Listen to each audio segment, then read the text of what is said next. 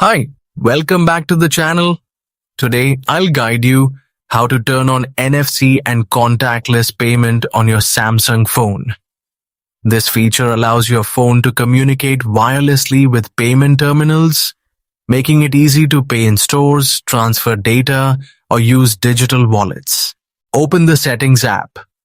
The Settings app is the main place where you can control your phone's system features, connectivity options, and security settings. Next, scroll down a little and see the Connections option.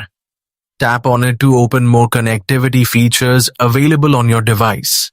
Now, you will see several options related to wireless connections such as Wi-Fi, Bluetooth, and more. Look for the option called NFC and contactless payments.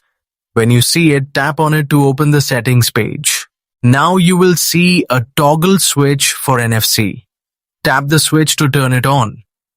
Once enabled, your phone will be able to communicate with nearby NFC-enabled devices and payment terminals. You can also choose your preferred contactless payment service if available. If you found this tutorial helpful, don't forget to like the video, share it with your friends, and subscribe to the channel for more simple and useful tech tutorials.